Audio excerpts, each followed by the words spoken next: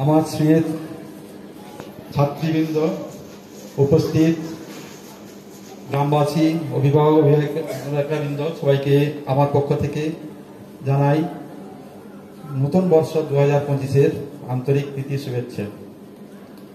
দিদিমণি যে টপিক বলে দিলেন, আমি ওখান থেকে একটু বিচ্যুত হতে চাইছি। দিদিমণি বললেন আমি প্রধান শিক্ষক, কিছু বলবো যেটা হচ্ছে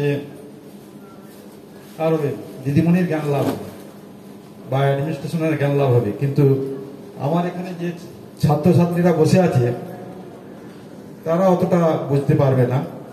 দিদিমণিকে যদি বলতে হয় তাহলে আমার মনে হয় পরে এই বিষয়ে আলোচনা করা যাবে একটা স্কুলকে গড়ে তোলার পক্ষে। তবে গড়ে তোলার জন্য মূল যে কাঠামো দরকার, তিনটা সম্পর্ক যদি দৃঢ় হয় তাহলে যে কোনো স্কুল কিন্তু ভালো জায়গায় হয়ে যেতে পারে। কি তিনটা? ছাত্র, শিক্ষক, অভিভাবক। এই তিনটা বিষয়ে যদি মেলবন্ধন হয়, ছাত্ররা যদি শৃঙ্খলা পরায়ণ হয়, একাগ্রতা যদি থাকে পড়াশোনার প্রতি, এবং যারা শিক্ষক শিক্ষিকা আছেন তারা যদি আন্তরিকভাবে পড়ান এবং অভিভাবকরা যদি সেই আবেদনে সাড়া দেন, মেয়ে বলে অবহেলা না করে তার প্রতি যত্ন নেন, তাহলে একটা প্রতিষ্ঠান খুব সহজেই আস্তে আস্তে করে উত্তরণিত হতে পারবে। অতএব এই তিনটার মেলবন্ধন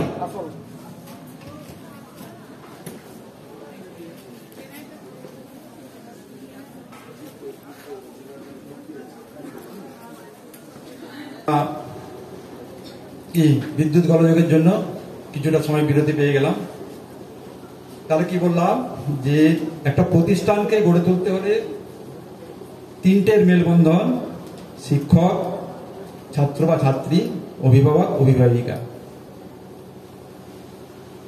বিশেষ করে এটা মহিলা বিদ্যালয়, মানে বালিকা বিদ্যালয়, সেই জন্য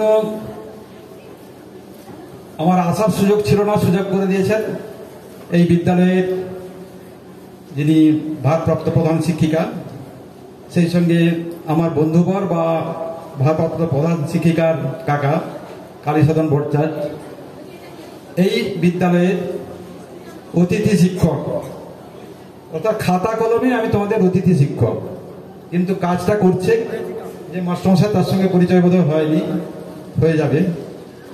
আমি দিদিমণিকে ওই দিন বলেছিলাম যে আমি তো শিক্ষক হিসেবে সই করলাম, তবে আপনার স্কুলের ছাত্রদের জন্য যেন একটা ক্লাস পাই, ছাত্রদের সঙ্গে পরিচয় হওয়া যাবে এবং ক্লাস একটা নেওয়া যাবে। কিন্তু ঘটনাচক্রে দিদিমণি পুরো স্কুলকেই একটা ক্লাসে পরিণত করে আমার কাছে হাজির করে দিয়েছেন। আমি কি করবো বুঝতে পারছি না, তাই আমি একটু ভাবছি ইতিহাসের ক্লাস নেব তোমাদের। কি ইতিহাস শুনে কি তোমাদের একটু ভয় লাগছে নাকি? সেই যুদ্ধ, সেই বদ্ধ রাজনৈতিক ইতিহাস তা কিন্তু নয়। ইতিহাস বলতে কিন্তু ওখানে থেমে নেই। ইতিহাস হচ্ছে প্রতিটা বিষয়ের ইতিহাস হয়। বাংলার ইতিহাস, কি বাংলা সাহিত্যের ইতিহাস পড়ানি? পড়েছে। বাংলার ইতিহাস, ইংরাজির ইতিহাস, ভূগোলের ইতিহাস, সমস্ত কিছুর ইতিহাস হয়। আমি তোমাদের কাছে একটা ইতিহাস বলবো, যে ইতিহাসে বুঝতে পারবে যে মেয়েদের কত ধরনের, মানে কি প্রকার একাগ্রতা থাকা দরকার, জেদ থাকা দরকার, এবং অভিভাবকদের কি পরিমাণ সচেষ্ট হতে হলে, মানে হতে পারলে তাহলে ছেলে বা মেয়ে সবই ভালো জায়গাতে পৌঁছতে পারি। তোমরা একটু যদি পিছিয়ে যাও, কিছু নয়, ঊনবিংশ শতাব্দী মানে 1800 থেকে 1900 শতাব্দীর প্রথম ভাগ। তোমরা জানো কি মেয়েদের পড়াশোনার কোনো ব্যবস্থা ছিল? কেউ জানতে? কোন রকম ব্যবস্থা ছিল না। একটু যারা মানে ভালো পরিবার, তারা তাদের ছেলে মেয়েরা ঘরের মধ্যেই পড়াশোনা করতো। স্কুল বলে কোনো কিছু ছিল না। ছিল কি? ছিল না। তাহলে কি করে এই স্কুল সৃষ্টি হলো? বলতে পারো কে প্রথম বালিকা বিদ্যালয় স্থাপন করেছিল এবং কোথায়, কত সালে? কে বলতে হবে? আমি ক্লাস বলেছি, ওদের ক্লাস বলেছি মানে কিছু প্রশ্ন করতে পারি। কেউ জানো না কে করেছিলেন? বিদ্যাসাগরের নাম শুনেছ? বিদ্যাসাগর করেছিলেন, উনি করেছিলেন 1957 থেকে 58, 1955 খ্রিস্টাব্দে উনি ইন্সপেক্টর পদ, স্কুল যে পরিদর্শন করেন ইন্সপেক্টর, সেই পদে আসার পরে 2 বছরে 35টি বালিকা বিদ্যালয় স্থাপন করেছেন, তার মধ্যে 3টি ছিল মেদিনীপুরের। কিন্তু তারও পূর্বে 1948 খ্রিস্টাব্দে John Elliot Drinkwater Bethune, Bethune সাহেব নামে খ্যাত, তিনি প্রথম স্কুল খোলেন 12 জন মেয়ে নিয়ে, এবং তার কলকাতার বুঝতে পেরেছে কলকাতার মেয়ে নিয়ে। কিন্তু তার চেয়েও মজার এবং আশ্চর্যের ব্যাপার যে ভারতের সবচেয়ে প্রথম বালিকা বিদ্যালয় যিনি গঠন করেছিলেন তিনি একজন মেয়ে, সাবিত্রীবাই ফুলে। হয়তো প্রশ্ন আসছে কি করে সম্ভব হলো, একটা মেয়ে করলো, মেয়ে তো পড়াশোনা জানে না, স্কুল জানে না, সে কি করে স্কুল স্থাপন করলো? জন্মগ্রহণ করেছিলেন 1931 খ্রিস্টাব্দে মুম্বাই এলাকায় সাতারা বলে একটা অঞ্চলে। 9 বছর বয়সে বিয়ে হয়ে যায়। তখনকার মেয়েদের বিয়ে 8 9, 8 পেরিয়ে গেলে খুব চিন্তায় পড়ে যায় বাবা মা, 10-12 তো হয় না, ওদের 9 বিয়ে। কিন্তু তার স্বামী ছিলেন একজন ব্যবসায়ী, জ্যোতিরাও গোবিন্দরাও ফুলে। তিনি ছিলেন উন্নত মনস্কা এবং মহিলাদের বিশেষ করে তিনি সমাজ সংস্কারক ছিলেন। এবং সেই সমাজ সংস্কার বলতে সাধারণত আমরা শুধু মহিলা নয়, তিনি পিছিয়ে থাকা মহিলা, মুসলিম মহিলা, এই সমস্ত মেয়েদের নিয়েই তাদের উন্নতির কথা ভাবতেন। এবং 1948, আমাদের বাংলায় 1949-এ শুরু হয়েছে, কিন্তু তারও পূর্বে 1948 সালে সেই জ্যোতিরাও ফুলে এবং সাবিত্রীবাই ফুলে দুজনের যৌথ উদ্যোগে ভিদেওয়ালা বলে জায়গা আছে মণিপুরের কাছে, সেখানে একটা স্কুল প্রতিষ্ঠা করেন। এবং সেই স্কুলের প্রথম দিদিমণি সাবিত্রীবাই ফুলে। পড়াশোনা কে হয় না, বাড়িতে বসে পড়াশোনা, কিন্তু স্কুল চালাতে হলে তো দরকার, এবং মেয়েদের স্কুল, সেখানে মেয়ে দরকার। সেই সাবিত্রীবাই ফুলে হলেন ওই স্কুলের শিক্ষিকা। আর তখন সমাজ খুব সংরক্ষণশীল সমাজ, মেনে নেবে না মেয়েদের পড়াশোনা। যখন স্কুল খুলছে, দিদিমণি যখন স্কুলে যাচ্ছেন, রাস্তায় কে কাদা ছুঁড়ছে, কে ঢেলা ছুঁড়ছে, কে গোবর ছুঁড়ছে, তিনি বলতেন তোমাদের কাছে এগুলো ফুল কাদা হতে পারে, কিন্তু এটা আমার কাছে ফুল। 2 বছর পরেই সরকার থেকে পেপারে বেরোয়, সংবাদপত্রে, যে এই স্কুলটি আমাদের সরকারি স্কুলের থেকেও ছাপিয়ে যাচ্ছে পড়াশোনা। যাই হোক, তিনি এবং তার স্বামী প্রায় 18খানা স্কুল স্থাপন করেছিলেন, বালিকা বিদ্যালয়। অর্থাৎ আমাদের বাংলায় যেটা বিদ্যাসাগর করেছে আমরা সবাই জানি, যে প্রথম বিদ্যাসাগর বালিকা বিদ্যালয় করেছিল, কিন্তু তার পূর্বে ভারতে সাবিত্রীবাই ফুলে এবং জ্যোতিরাও ফুলে দুজনে মিলে 18খানা বিদ্যালয় স্থাপন করেছিলেন। এবং তার স্কুলের ছাত্রীরা ছিল বিশেষ করে পিছিয়ে পড়া মুসলিম, এইসব অস্পৃশ্য যাদেরকে বলি, সেই সব ছেলে মেয়েদেরকে নিয়ে তিনি স্কুল শুরু করেছিলেন।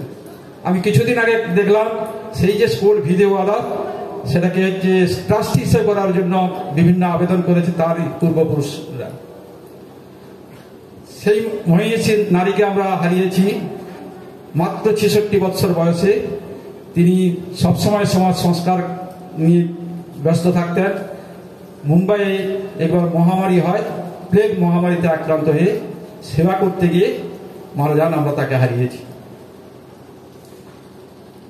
এই যে বিদ্যালয় গড়ার ইতিহাসে এই সাবিত্রীবাই ফুলের অবদান সমস্ত মহিলাদের কাছে প্রেরণাদায়ী, আমরা তাদেরকে স্মরণ করব। এবং অর্থাৎ যেখানে মেয়েদের শিক্ষাই ছিল না, সেখানে সেই সাবিত্রীবাই ফুলে সম্ভব হয়েছে, সেখানে তার স্বামীর সহায়তা। কিন্তু তার স্বামীর শ্বশুর বাড়ি বলে, সেখানে কিন্তু তাকে ঠাঁই দেওয়া হয় না। উনি ওখান থেকে চলে আসেন, বাড়ি ছেড়ে এসে কিন্তু এই সমস্ত কাজ করেছেন। নেক্সট আরেকজনের কথা বলবো, কাদম্বিনী বসু, আপনি শুনেছ? কে ছিলেন? আরে একজন বলবেন তো। হ্যাঁ, একজন বলো, একজন বলো। মহিলা চিকিৎসক শুধু নয়, ভারত তথা দক্ষিণ এশিয়ার একমাত্র চিকিৎসক, মহিলা চিকিৎসক ছিলেন, প্রথম এবং একমাত্র মহিলা চিকিৎসক। শুধু তাই নয়, তিনি ছিলেন আমাদের ভারতের প্রথম মহিলা গ্র্যাজুয়েট। সেই সঙ্গে ছিলেন চন্দ্রমুখী বসু, দুজন। এই কাদম্বিনী বসু জন্মগ্রহণ করেছিলেন ভাগলপুরে, প্রবাসী বাঙালি। বাবা ছিলেন ব্রজকিশোর বসু, তিনিও ছিলেন একটা স্কুলের প্রধান শিক্ষক ওই এলাকার। কিন্তু তার যে বড় পরিচয়, তিনি ছিলেন সমাজ সংস্কারক, বিশেষ করে মহিলা, এবং প্রথম মহিলা সমিতি গঠন করেছিলেন, ভারতের প্রথম মহিলা সমিতি গঠন করেছিলেন তার বাবা। এবং তার মেয়ে যেহেতু পড়াশোনা খুব ভালো, ওদের বাবা কি চাইবেন, মেয়ের পড়াশোনা, সেই জন্য ভাগলপুর থেকে এলেন কলকাতায়। কলকাতায় এসেছিল বেথুন স্কুল, তাই ওখানে ভর্তি হলেন পড়াশোনা করতে 14 বছর বয়সে। সেই সময় না, বেথুন স্কুলে নয়, প্রথমে ঢুকেছিলেন হচ্ছে একটা স্কুল। সেই স্কুলটা ছিল হচ্ছে অ্যাকচুয়ালি সেই সময় যারা ব্রাহ্ম সমাজ যে যুক্ত, সেই সমস্ত যুবরা স্কুলটা করেছেন। পরবর্তীকালে ওটা বেথুন স্কুলের সঙ্গে যুক্ত হয়ে যায়। বাবা চাইলেন এবারে পড়াশোনা করতে হবে। বিদ্যালয় তো হয়েছে, কিন্তু মেয়েদের কিন্তু অধিকার ছিল না উচ্চ শিক্ষা। বিদ্যালয়ে পড়ার অধিকার তো এসেছে, কিন্তু উচ্চ শিক্ষা করার কিন্তু তখনো পর্যন্ত কোন রকম পারমিশন ছিল না। মেয়েরা কি উচ্চ শিক্ষা করবে? জাস্ট বিদ্যাসাগর খুলে দিয়েছেন বা সাবিত্রীবাই খুলে দিয়েছেন, স্কুলে টুকটাক যাবে, আর কি করবে মেয়েরা? সংসার করবে, এর বেশি তো কিছু নয়। মেয়েরা পড়াশোনা করতে পারে সেই ভাবনাই নেই। অর্থাৎ মেয়েদের উচ্চ শিক্ষার দ্বার পুরোপুরি বন্ধ। ব্রজকিশোর বাবু 1877 খ্রিস্টাব্দে বিশ্ববিদ্যালয়, আমাদের কলকাতা বিশ্ববিদ্যালয়ে আবেদন করলেন, সেই সঙ্গে আরো কিছু যুবক, যে মেয়েদের উচ্চশিক্ষা অনুমতি দিতে হবে। ওদের 1877 খ্রিস্টাব্দে সেই অনুমতি বিদ্যাসাগর, আমাদের কলকাতা ইউনিভার্সিটি, কলকাতা বিশ্ববিদ্যালয় অনুমতি দেয়। দিলেই তো হবে না, প্রবেশিকা পরীক্ষা। এখন যেমন পাস করলে রেজাল্ট দেখে হয়ে যায় কিছু কিছু কলেজে প্রবেশিকা পরীক্ষা, তখন মেয়েদের, বিশেষ করে মেয়েদের ক্ষেত্রে প্রবেশিকায় পরীক্ষায় যদি পাস করে তাহলে মেয়েরা পড়তে পারে। মেয়েরা পড়াশোনা করতেই পারে না, তারপরে বলেছেন ঠিক আছে, কিন্তু প্রবেশিকা পরীক্ষায় পাস করতে হবে। সেই প্রবেশিকা পরীক্ষায় চন্দ্রমুখী বসু এবং কাদম্বিনী বসু, দুজন কিন্তু দুবোন নয়, একজন ভাগলপুরে, আরেকজন হচ্ছে দেরাদুন। বাবা ভুবনমোহন বসু দেরাদুনের প্রবাসী বাঙালি, তিনিও এসেছিলেন এখানে। এবং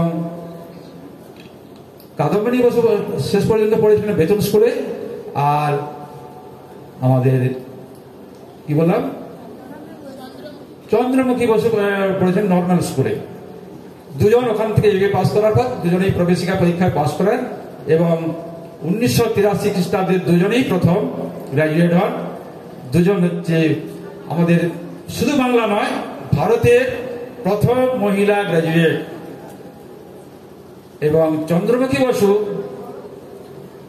ইংরেজি নিয়ে পড়াশোনা করে পরবর্তীকালে বেথুন কলেজের অধ্যক্ষ পর্যন্ত হয়েছিলেন। আর কাদম্বিনী বসু মেডিকেল পড়তে গেলেন, সেখানে কিন্তু অনেক ঘটনা। মেয়েদের পড়া, ভর্তি হলেন, প্রথমবারে আবেদন করেছিলেন। অ্যাকচুয়ালি নিয়ম ছিল এফএ পাসের পর, তখন এফএ ছিল হায়ার সেকেন্ডারি, যখন এফএ পাসের পরে আবেদন করেছিলেন, তখন অনুমোদন করা হয়নি। আবার যখন গ্র্যাজুয়েশন হলেন, গ্র্যাজুয়েশন হওয়ার পর তার আবেদন মঞ্জুর হলো, কিন্তু ডাক্তাররা মেয়েদের পড়াটাকে মেনে নিতে পারেন। সেই অবস্থাতে কি হলেন, প্রথমবার যখন পরীক্ষা হলো, তাদেরই এক শিক্ষক রাজেন্দ্রনাথ চন্দ্র, তিনি কি করলেন, মৌখিকে 1 নম্বরে ফেল। সমস্ত বিষয়ে পাস, কিন্তু মৌখিকে 1 নম্বরে ফেল। কি হবে এটা বুঝতে পেরেছিল সিনেট তাকে কি করলেন, যে লাইসেন্সিয়েট মেডিসিন অ্যান্ড সার্জারি পড়ার আবার অনুমতি দেওয়া হলো। কিন্তু আবার মজা, 2 বছর পরে আবার একই শিক্ষক একইভাবে তাকে ফেল করালো। তার গ্র্যাজুয়েট তিনি মেডিকেল পাস করতে পারলেন না। এই অবস্থা দেখে অধ্যক্ষ কি করলেন, যে এই শিক্ষক ওনাকে কোনোভাবেই পাস করাবে না। তার মানে মেয়েদের কত বড় অন্তরায়। উনি তাকে 88 সালে অধ্যক্ষের নিজস্ব ক্ষমতা বলে প্র্যাকটিস করার জন্য পাস সার্টিফিকেট দিয়ে বললেন, কিন্তু পরবর্তীকালে এই অধিকারটা আর ছিল না। তাহলে প্রথম মহিলা ডাক্তার কে? কাদম্বিনী বসু? তা নয়, আরেকজন আছে।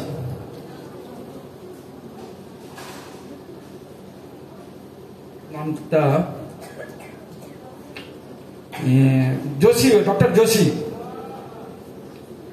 ডক্টর যোশী পুনে থেকে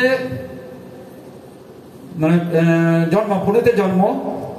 এই যোশীর জীবনী কিন্তু আরো মজার ব্যাপার। যোশী জন্মগ্রহণ করেছেন রক্ষণশীল ব্রাহ্মণ পরিবারে। তারও কিন্তু 9 বছর বয়সে বিয়ে হয়, এবং যার সঙ্গে বিয়ে হয়েছিল শুনলে অবাক হয়ে 29 বছরের একজন বিপদিনী। বিপদী মনে করছো তো, যার স্ত্রী নেই, 29 বছর বয়সের একজন ডাক বিভাগের কর্মী তাকে, কিন্তু তিনি ছিলেন উন্নত মানে মনস্ক, মেয়েদের পড়াশোনার ব্যাপারে খুব সচেষ্ট ছিলেন। সেই যোশী মানে 14 বছর বয়সে একটি সন্তান জন্মগ্রহণ করেছিল, পুত্র। 10 বছর পরে মারা যায়। তখন তার ইচ্ছা হলো ডাক্তার পড়ার। সেই জন্য তাকে আমেরিকায় পাঠিয়েছিলেন তার স্বামী, এবং সেখানে কিন্তু 1886 খ্রিস্টাব্দে তিনি ডাক্তারি পাস করেন। অর্থাৎ ভারতের প্রথম মহিলা ডাক্তার, ডাক্তার যোশী। কাদম্বিনীও কিন্তু সেই জায়গাটা পেতেন স্থান, কারণ 86 সালে উনিও পরীক্ষা দিয়েছিলেন, কিন্তু ওনাকে ইচ্ছাকৃত ফেল করানো হয়। তাহলে যোশীর নাম আমরা শুনি না কেন? সেটা শুনলে সবাই সমাজের প্রতি কি মনোভাব বুঝতে পারছো। সেই যোশী আমেরিকায় থাকাকালীন অসুস্থ হয়ে পড়েন।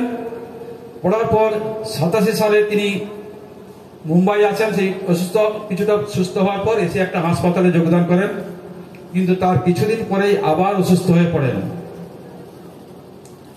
কিন্তু মজার ব্যাপার, সেই সময় ডাক্তাররাও তার চিকিৎসা করেনি, কারণ তিনি বিদেশ থেকে এসছেন, কালা পানি পের হয়ে এসছেন, জাতিচ্যুত।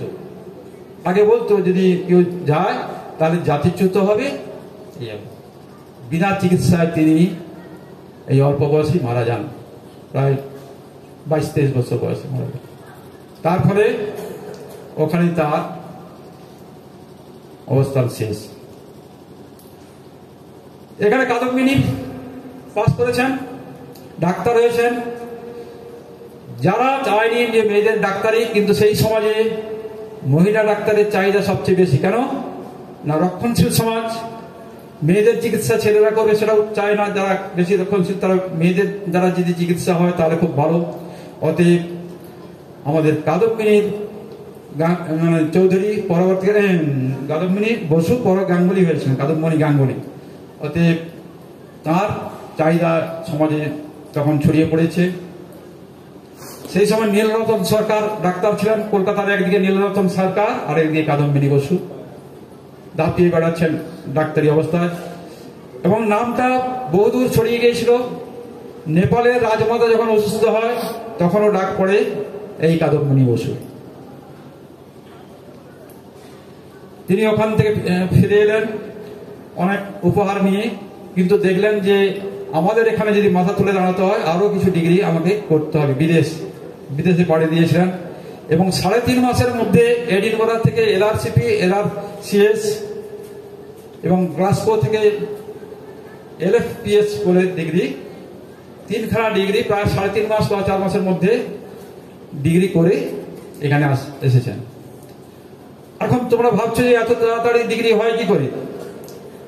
এখনের ডিগ্রি আগেকার ডিগ্রির মধ্যে পার্থক্য ছিল। আগে যদি কেউ কোনো বিষয়ে তার ব্যুৎপত্তি থাকে, সেই ব্যুৎপত্তি যদি কম সময়ে অর্জন করে, কম সময়ে তার ডিগ্রি হয়ে যেত।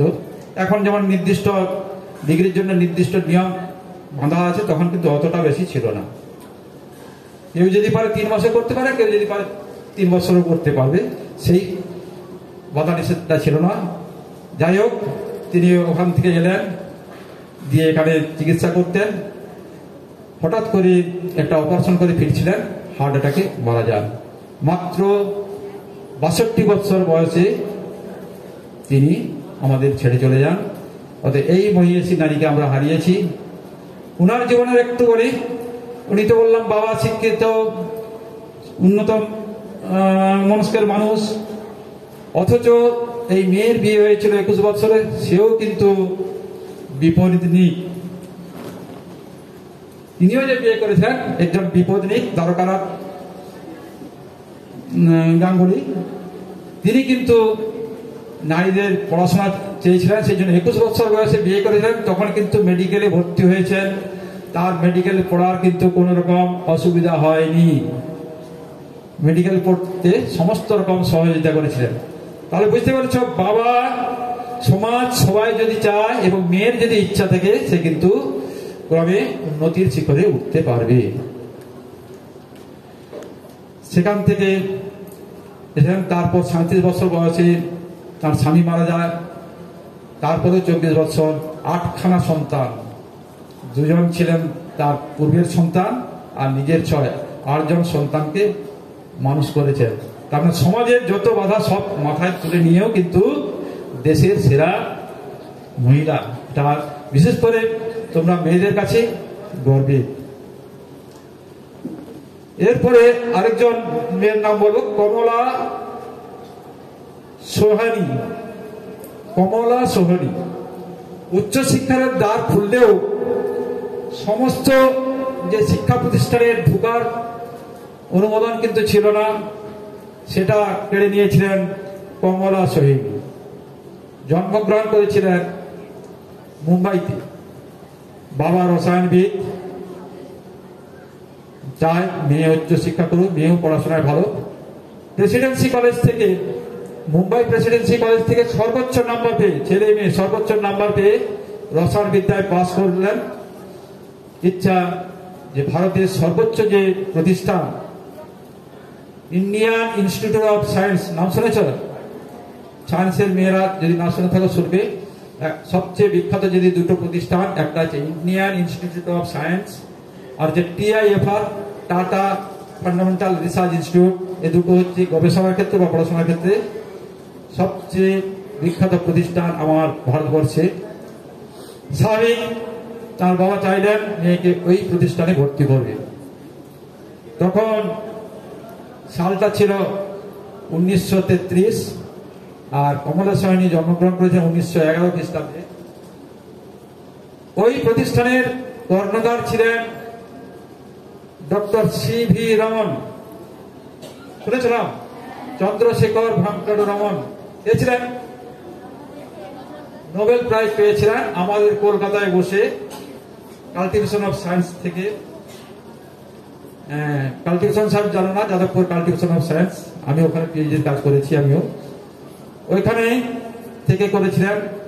তিনি ওই প্রতিষ্ঠানের কর্ণধার। 1930 সালে তিনি নোবেল প্রাইজ পেয়েছেন।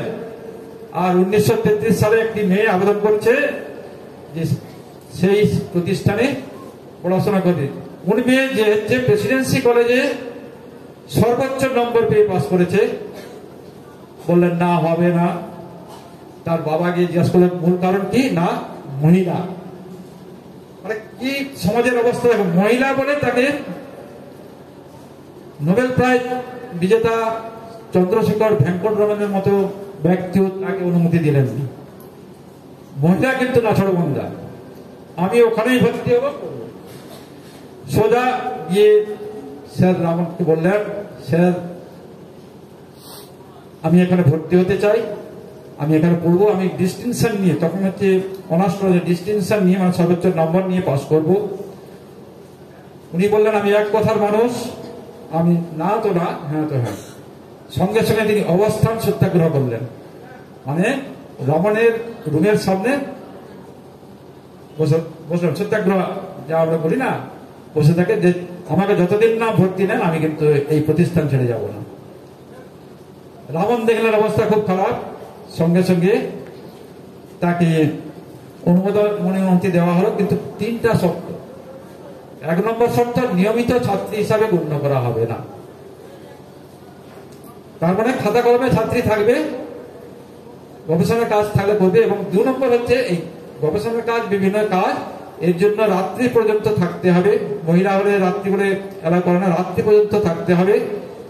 গাইড যতক্ষণ পর্যন্ত থাকবে তার সঙ্গে কাজ করতে হবে। 3 নম্বরটা খুবই লজ্জাজনক, যে গবেষণার পরিবেশ নষ্ট করতে পারবে না। তার মানে কি মেয়েরাই গবেষণার পরিবেশ নষ্ট করবে, ছেলেরা করে না? তাদের খুবই লজ্জাজনক, অপমানজনক। তিনি কিন্তু যেহেতু করতে হবে, মানে দাঁতে দাঁত চেপে সেই প্রতিষ্ঠানে জয়েন করলেন। 1 বছরেই তার কর্মকাণ্ড দেখে চন্দ্রশেখর ভেঙ্কটরমন তার মনের পরিবর্তন হলো। তিনি কি করলেন, পরের বছর থেকেই মহিলাদের জন্য সমস্ত দ্বার মুক্ত করে দিলেন। তিনি ওখান থেকে গ্রাজুয়েট হওয়ার পর কেমব্রিজে গিয়ে ওখান থেকে পিএইচডি করে এসেছিলেন। মাত্র 14 মাসে পিএইচডি করে এসেছিলেন। এবং তিনি যে গবেষণা পত্রটি লিখেছিলেন মাত্র 40 পৃষ্ঠার, এবং এ পর্যন্ত বা আগেও এর যে সংক্ষিপ্ত গবেষণা পত্র হয়নি। তিনি গবেষণা করেছিলেন ডাল, শস্যকণা, সিম্ব জাতীয় যে প্রোটিন জাতীয় যে উদ্ভিদ যেগুলো আছে, এইসব কলার রসায়ন নিয়ে গবেষণা করেছিলেন। এবং পরবর্তীকালে ওখান থেকে ফিরে এসে Indian statistical institute of science মানে IISc ওখানে গবেষণার কাজে যুক্ত হয়েছিলেন। যোগ্যতা থাকা সত্ত্বেও তিনি মহিলা হওয়ার কারণে জাস্ট অবসরের আগে আগে শেষ মুহূর্তে তিনি ওই প্রতিষ্ঠানের ডিরেক্টরও হতে পেরেছিলেন, মানে সর্বোচ্চ পদে। যে মহিলা ওখানে চান্স পাচ্ছিল না, সেখান থেকে পাস করলো, ভালো রেজাল্ট করলো, আবার সর্বোচ্চ পদেও অধিষ্ঠাত্রী। তিনি রাষ্ট্রপতি পুরস্কারও পেয়েছিলেন। তারপরে একে একে বিদ্যালয় খোলা হলো, তারপর হচ্ছে উচ্চশিক্ষা, তারপর হচ্ছে সর্বোচ্চ বিদ্যালয়ে উচ্চশিক্ষা স্থান মেয়েরা কেড়ে নিয়েছে বলতে পারি, তাই তো? এবং তার জন্য মেয়েদের ইচ্ছা তো ছিলই, সেই সঙ্গে পাশাপাশি পরিবেশ তাকে পাশাপাশি পরিবেশ দেয় না, বাবা মা স্বামী বা শিক্ষকদের মধ্যেও বাধা এসেছিল, বুঝতে পেরেছ? তা সত্ত্বেও কিন্তু তারা এগিয়ে এসছেন। অতএব এরা আমাদের মেয়েদের কাছে প্রেরণাদায়ী। তাছাড়াও আমার 2-1 জন মেয়েদের নাম আমি করছি, যারা হচ্ছে বিভিন্ন প্রতিষ্ঠানে মেয়েদের ঢোকার রাস্তাটাকে মানে প্রশস্ত করে দিয়েছে। তার মধ্যে বিভা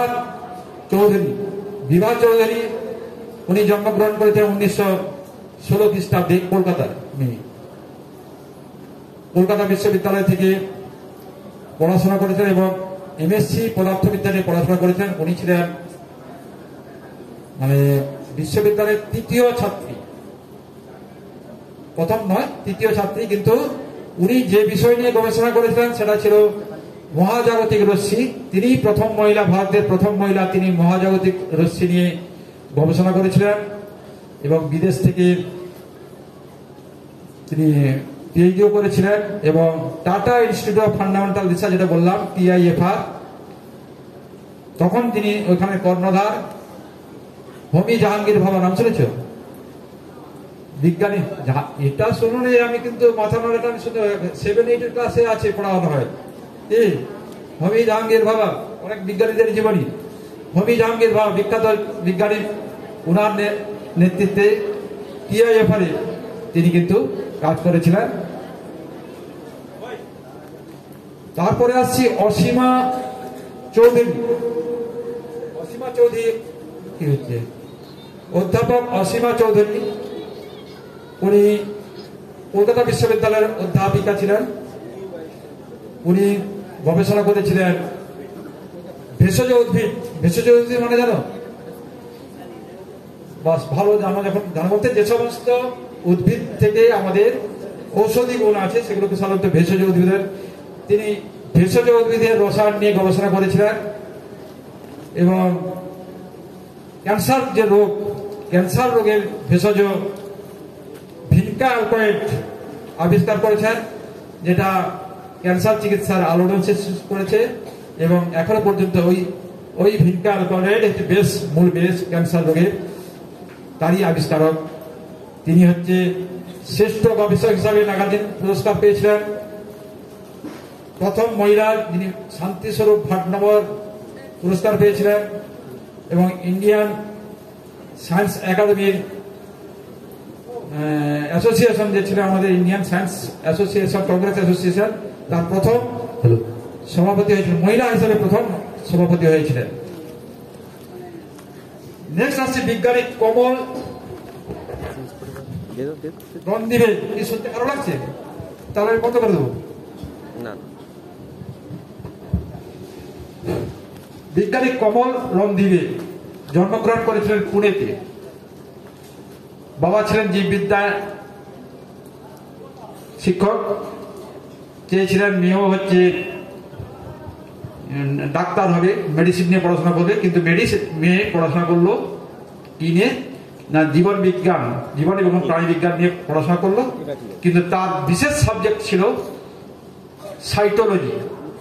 তোমরা এই নামটা এখন নেই। সাইটোলজি বলতে কোষের গঠন সংক্রান্ত আকার প্রকার এইসব নিয়ে আলোচনা, মানে যেখানে পড়াশোনা হয়। সাইটোলজি নিয়ে পড়াশোনা করার পর তিনি যুক্ত হলেন টাটা মেমোরিয়াল ক্যান্সার হসপিটাল, যেটা বর্তমানে ইন্ডিয়ান ক্যান্সার রিসার্চ সেন্টার, মানে ভারতের বিখ্যাত ক্যান্সার রিসার্চ সেন্টার। তোমরা সবাই জানো যে ক্যান্সার হলে ছোট মুম্বাই, সেই টাটা মেমোরিয়াল হসপিটাল বা ক্যান্সার রিসার্চ হসপিটাল, সেখানে তিনি তার গবেষণার কাজ করেছিলেন এবং তিনিও ওই প্রতিষ্ঠানের কর্ণধার হয়েছিলেন, ডিরেক্টর হিসাবে তার জীবন শেষ করেছিলেন। তিনি আমাদের পদ্মভূষণ পুরস্কার পেয়েছিলেন এবং 200-ও বেশি গবেষণাপত্র তিনি পাবলিশ করে গিয়েছেন। নেক্সট আসছি কৃষ্ণ কামিনী রোহিতাগি মুখার্জি। কি নামটা বিস্কুটে লাগছে না? কৃষ্ণ কামিনী রোহিতাগি মুখার্জি অবাঙালি না বাঙালি? অ্যাকচুয়ালি অবাঙালি, কিন্তু মুখার্জি হয়েছে উনি হচ্ছে মানে ওনার বাবা কলকাতার ব্যবসায়ী ছিলেন। উনি কলকাতাতে জন্মগ্রহণ করেন, কলকাতার মহিলা। উনি কলকাতা ইউনিভার্সিটি পাস করেন। পাস করার পরে যাদবপুর ইউনিভার্সিটিতে অধ্যাপনার কাজ শুরু করেন। উনি কাজ করেছিলেন আলোক রসায়ন বিজ্ঞান, ফটো কেমিস্ট্রি, আলোক রসায়ন বিজ্ঞানের উপর, প্রথম মহিলা যিনি আলোক রসায়নের উপর কাজ করেন। তিনি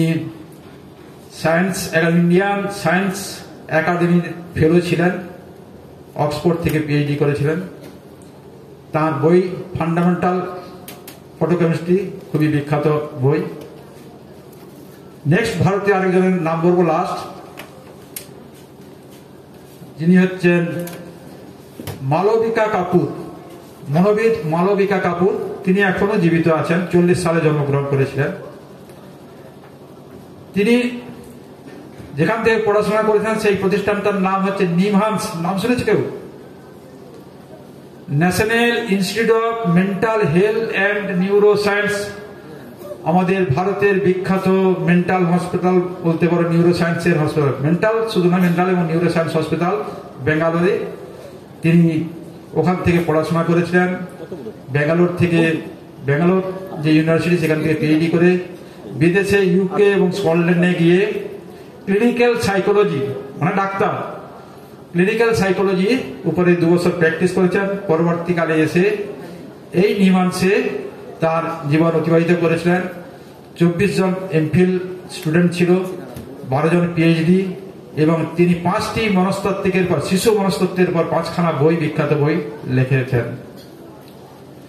তার মৃত্যু সম্বন্ধে এখনো জানি না, তবে মোটামুটি 1940। আশা করি উনি সুস্থ আছেন। এই ভারতীয় মহিলা পরপর বললাম, যারা আস্তে আস্তে করে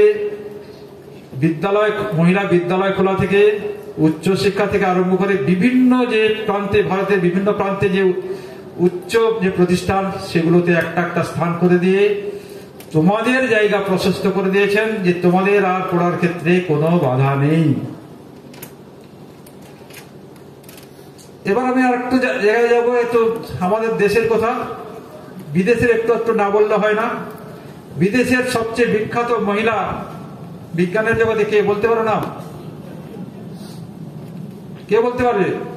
বিজ্ঞানের জগতে শ্রেষ্ঠ মহিলা আমাদের বিশ্বে, শুধু বিজ্ঞানের জগতে মহিলা নয়, ছেলে বললো ছেলে মেয়ে সব বললেও ভুল হবে না। বলতে পারবে কেউ? দেখি কি পড়াশোনা করছো, জানো না? হ্যাঁ, মেরি কুরির নাম শুনেছ? মাদাম কুরির নাম শুনেছ? হ্যাঁ, খুব আস্তে আস্তে, খুব খারাপ লাগছে শুনে। মাদাম কুরি, মেরি কুরি, তার আসল নাম ছিল মার্জা কোডস্কা। তিনি জন্মগ্রহণ করেছিলেন 1967 খ্রিস্টাব্দের 7ই নভেম্বর। জায়গাটা ছিল পোল্যান্ড। পোল্যান্ড তখন রাশিয়ার জারতন্ত্রের শাসনাধীন। মানে আমাদের যখন 1900 সাল, যখন আমরা যখন যে সাবিত্রীবাই ফুলে বলি বা কাদম্বিনী গাঙ্গুলি বলি বা যাদেরকে বললাম কমলা সয়নী, এগুলো সবই ছিল কিন্তু পরাধীন ভারতবর্ষের নারী। আর ঠিক একই রকম পোল্যান্ডও ছিল পরাধীন এবং কি বললাম, রাশিয়ার আন্ডারে ছিল, জারতন্ত্রের আন্ডারে ছিল। সেখানেও কিন্তু একই অবস্থা, মহিলাদের উচ্চ শিক্ষার কোনো ব্যবস্থা নেই। মার্জা গোডস্কা বা মেরি কুরি, তারা ছিলেন 5 ভাই বোন। বাবা ছিলেন শিক্ষক, অঙ্ক এবং পদার্থবিদ্যার শিক্ষক। 5 ভাই বোনকে নিয়ে সংসার, এবং প্রত্যেকটা ভাই, বিশেষ করে 3 জন, প্রত্যেকেই ছিল খুবই মেধাবী, প্রত্যেকেই স্কুলের প্রথমত মানে গোল্ড মেডেল পাওয়া। এবং মার্জা গোডস্কা বা মেরি ছিলেন সবচেয়ে কনিষ্ঠতম মেয়ে। মা শিক্ষিতা ছিলেন কিন্তু চাকরি করতেন না। 12 বছর বয়সে মা যক্ষা রোগে মারা যান।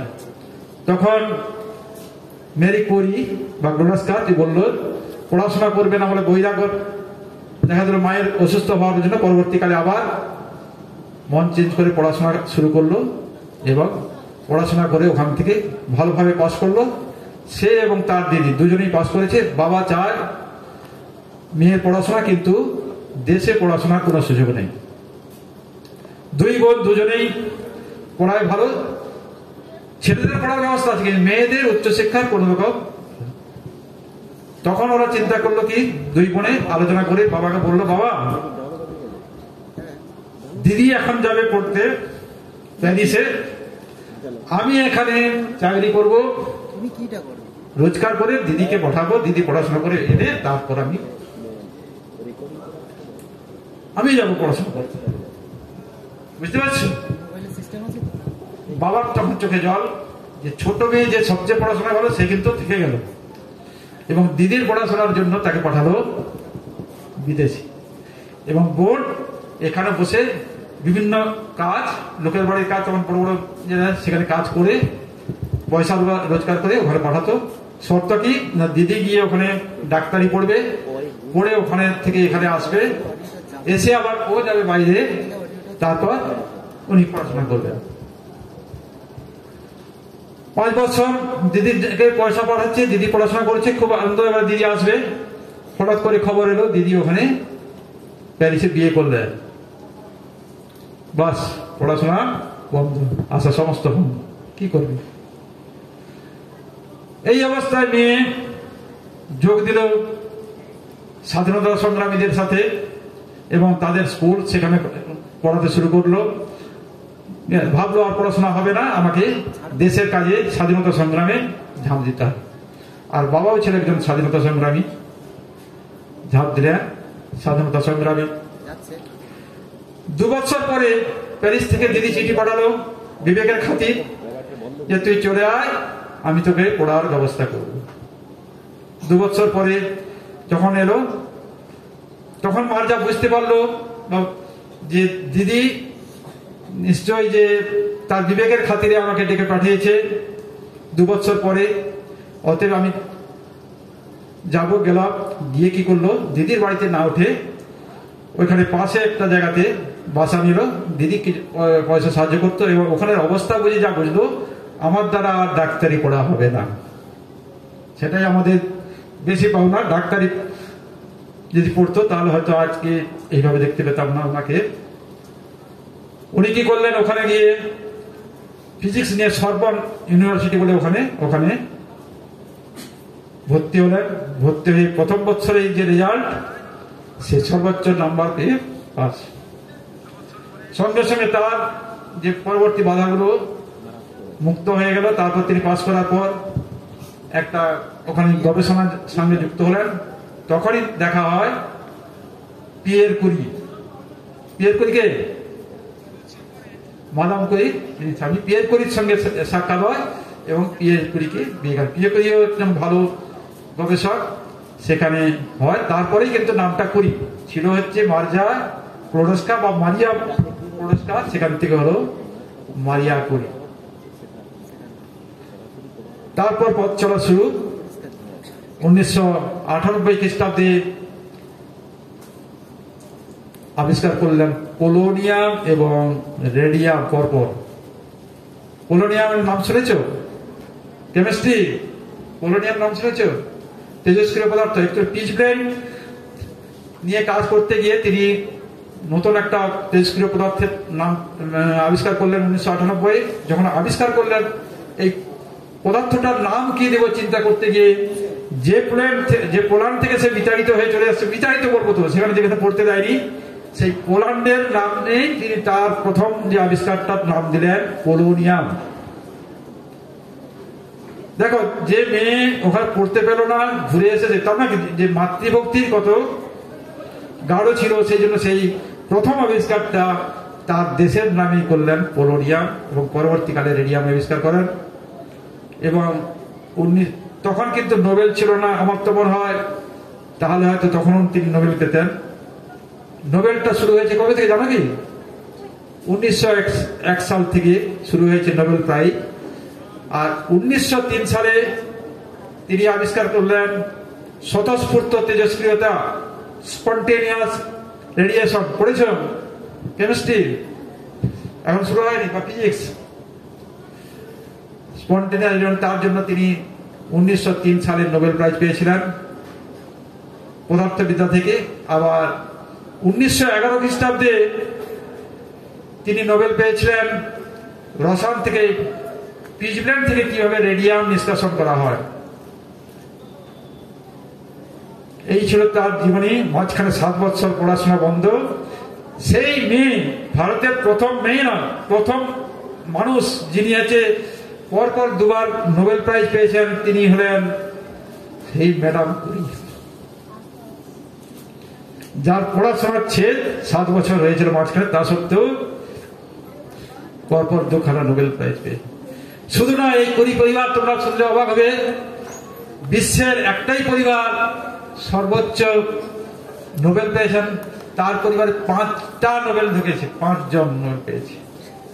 পিয়ের কুরি, মাদাম কুরি, তার মেয়ে জামাই এবং নাত জামাই, 5 জন পুরো পেয়েছে। মানে সবচেয়ে যে বিশ্বের একটাই পরিবার যেখানে 5খানা নোবেল তার বংশের মধ্যে ঢুকেছে।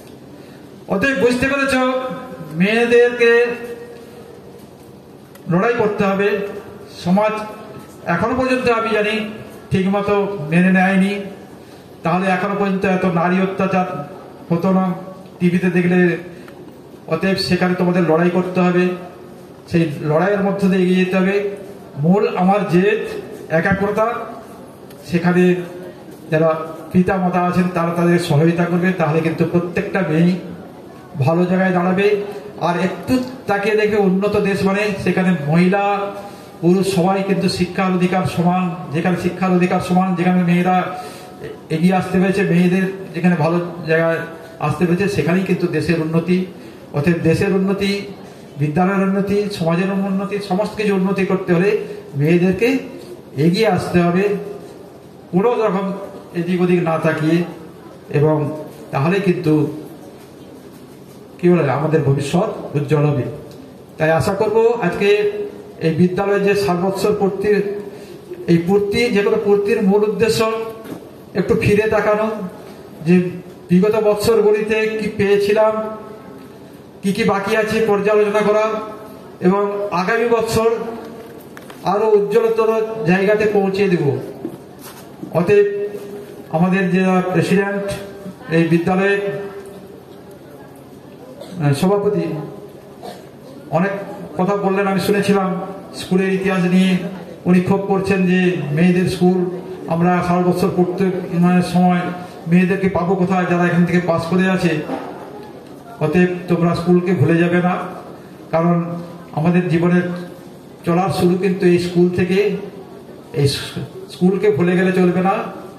যে যেখানেই প্রতিষ্ঠিত হওয়ার চেষ্টা করবে, প্রতিষ্ঠিত যেভাবেই হোক, সংসারের কাজ করলেও একটা মেয়ে যদি সংসারের কাজ করে, সেও কিন্তু কম কাজ করছে না। আমরা পুরুষ শাসিত সমাজ বুঝতে পারে না, একটা মেয়ে সংসারে আগলানো সেও কিন্তু কম নয়। সেটা যদি লোক দিয়ে কাজ করাতে হতো দেখতে, তাও আমাদের দেশটা কিছুটা অনুন্নত বলে, কম পয়সায় আমরা পেয়ে যাই বলে। বিদেশে হলে সম্ভব হতো না। বিদেশে দেখবে সব মেয়ে ছেলে সবাই সবার কাজ করে, রান্না থেকে আরম্ভ সবাই সবার কাজ। মেয়ে ছেলে সেখানে পার্থক্য নয়। যে সমস্ত উন্নত দেশ সেখানে সবাই সমান কাজ করে, সবাই সমান লাগে, কারো কোনো অসুবিধা নেই। অতএব এই অবস্থায় তোমরা স্কুলকে ভুলে যাবে না। আমি যে 60 বৎসর পদার্পণে পড়েছে, খুবই আনন্দের বিষয়। বিজ্ঞানটা আমার মনে হয় আরেকটু আগে খুলতে পারলে খুব ভালো হতো। তা সত্ত্বেও দেরি করে হলেও যে বিজ্ঞান বিষয়টা খুলতে পেরেছেন, সেই জন্য এই বিদ্যালয়ের যারা কি বলছি পরিচালন সমিতির সদস্যবৃন্দ আছেন, বিদ্যালয়ের শিক্ষক শিক্ষিকা, সবাইকে সাধুবাদ জানাই। আশা করছি এই বিদ্যালয় উত্তরোত্তর তার শ্রীবৃদ্ধি করবে এবং তোমরা দেশের বিভিন্ন জায়গায় ছড়িয়ে পড়বে। স্কুলের নাম, বাবার নাম, সেই সঙ্গে আমাদের জেলার নাম, রাজ্যের নাম তথা ভারতের নাম সারা বিশ্বে ছড়িয়ে ফেলবে। তাহলেই এই যে অনুষ্ঠান তার সার্থকতা বা আলোচনা সভার এর সার্থকতা, সেই সার্থকতা রেখে সবাইকে আবার যথাযোগ্য সম্মান জানিয়ে আমি আমার বক্তব্য শেষ করছি। ধন্যবাদ।